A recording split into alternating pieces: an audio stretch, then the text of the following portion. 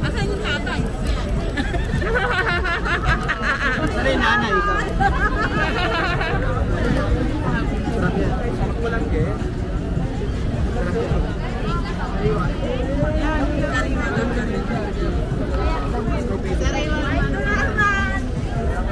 20 lang po ba? 20 lang. Kita niyo po dyan. 20 lang po. Ito. Wala rin yan. Salamat! Ilan ba? Dalawa.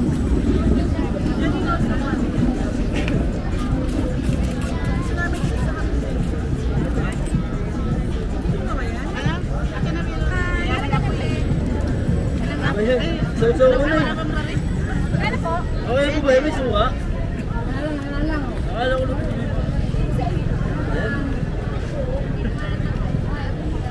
Hindi kayo pa hinahanap kasi ito eh. Sige mo lang kami. Ito tayo, ganun din. Pares lang po. Galete. 20 pesos. Bali, apat eh.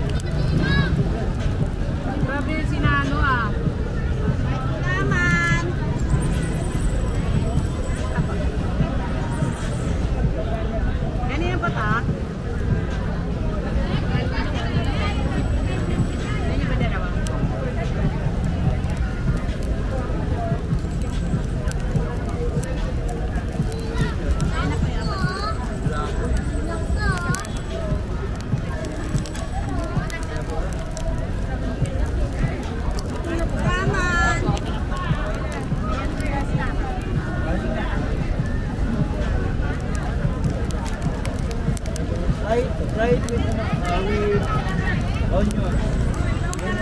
Ano po isa? Sunog na eh.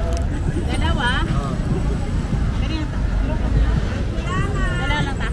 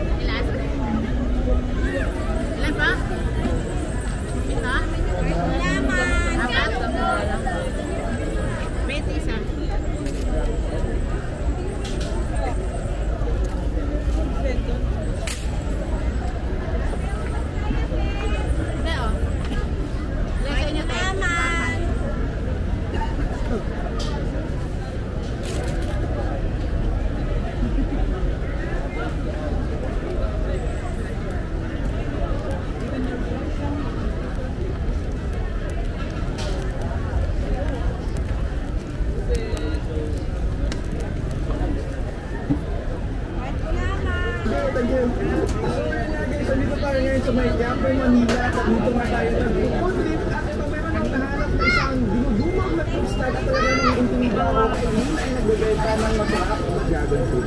Sobrang patok at pinapangkilik naman talaga ang juice tandaan ng nene. Dahil bukod na sa mura, masarap, healthy at natural pa. Hindi pa na 100% totoo at fresh dragon fruit yung nilalagay nila. Sa totoo lang, bawat higop ko ay mayroong dragon fruit akong nangunguya at nalalasahan. Sobrang galing. At nga daw yung mga tao dito. For only 25 pesos kasi ay maaari niya itong matikman at kung malaki naman ay 50 pesos ang halaga nito. When it comes to taste, lamang sa Vietnam ang nakakakain nito. Sobrang yaman kasi nito sa antioxidants at pinaniniwala ang mabisa kontra sa diabetes. Kuya Kim yun?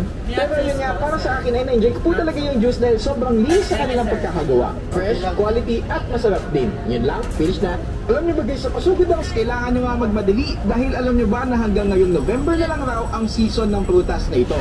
Kaya naman bago pa ako maubusan, katulad ni Corina Sanchez, napadayo na rin ako dito para tikman ang kakaiba. Sulit at sobrang healthy na dragon fruit juice. At ayun nga guys, andito tayo ngayon sa may Quiapo, Manila. Tapin natin at tikman natin to. At ayun nga, bali ko nga pala ang legendary fruit stand ni Aling Nene na matatagpuan lamang sa Hidalgo Street, Plaza Miranda, Quiapo, Manila. Madali nyo nga lamang ito may kita dahil sa may tapat lamang sila mismo ng simbahan ng Poong Nazareno at sobrang legendary naman talaga ng fruit juice stand na ito dahil napag-alaman ko na may higit 30 years na pala silang nagtitinda dito sa Quiapo at minana na lang ni Aling Nene ang putasan na ito sa kanyang nanay na si Lola Esther. At ito Ma'am Aileen. Mura tsaka masarap. O nga guys, kasi tignan nyo naman yan. Natural talaga, walang powder. Talagang 100% dragon fruit ang kanilang inilalagay. Panalo, solid. Thank you, thank you. So yun nga guys, dito tayo ngayon sa may Quiapo, Manila. At dito nga tayo nag-fruit trip. At ito meron akong nahanap na isang dinudumog na fruit stand. At talaga namang naintriga ako kasi yung ganitong tindahan nakikita ko lamang sa Thailand. At fortunately, hindi na natin kailangang pumunta ng Thailand para makatingin na ito. Dahil ito, yung fruit stand ni Aling Aileen ay nagbebenta ng masarap na dragon fruit. At yun nga, sobrang patok at tinatangki.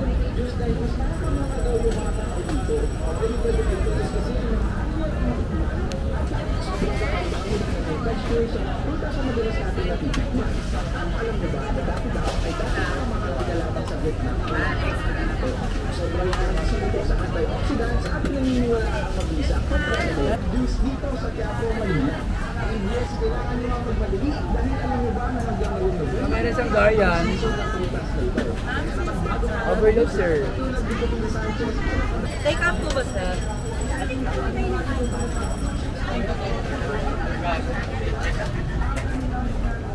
Sa'yo, Edoy. Dito sa'yo, hingin na lang ako. Ayun.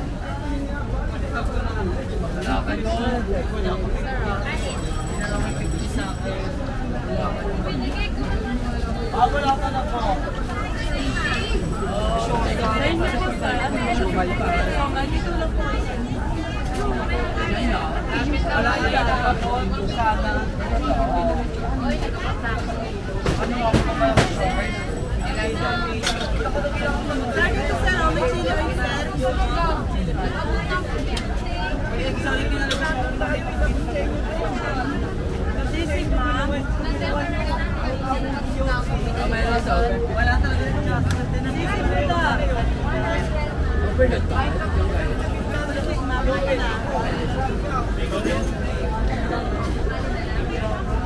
Then po, 50 eh.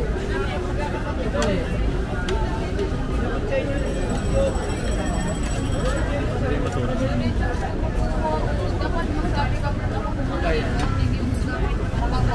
Dahil ba ito kaya?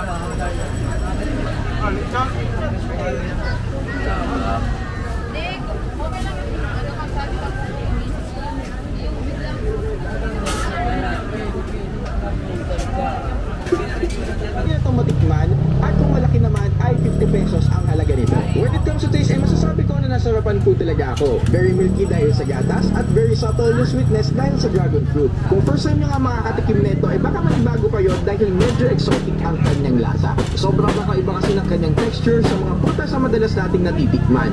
At alam nyo ba na dati daw ay dating mga maharlika lamang sa Vietnam ang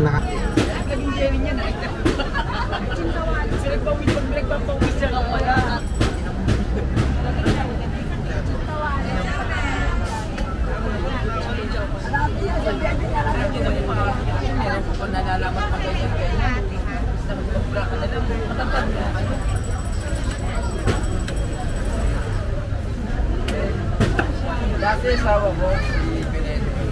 Ano to, take out? Nagkanot siya yung bra na jelly, yung bra na jelly. Sabi ko siya, naglalakad kami, nalaglag yun eh. Nalaglag, dinampot niya na, kaya ang dami ng pinag-ibig. Sino ba asawa mo? Sigurado, hindi yung isa.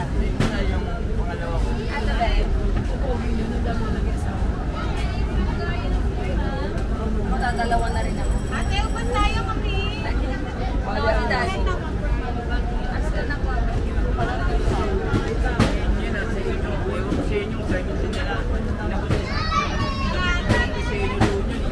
290 na po ah.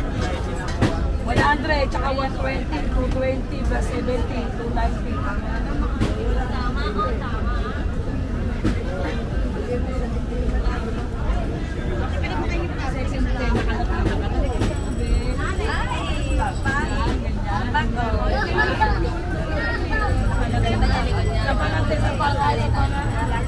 Ay, panalo, ma'am.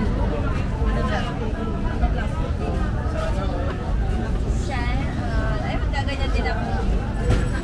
Magaganyan din. Ulit. Kain tayo.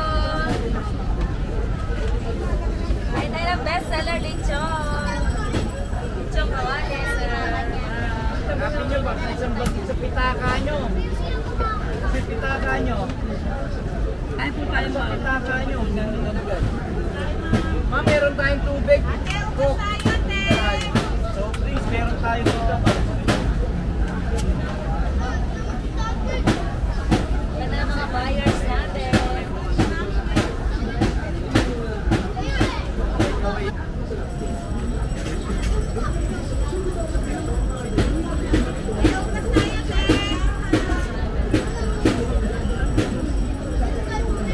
Mas kanina pinilang natin pa yung benta natin.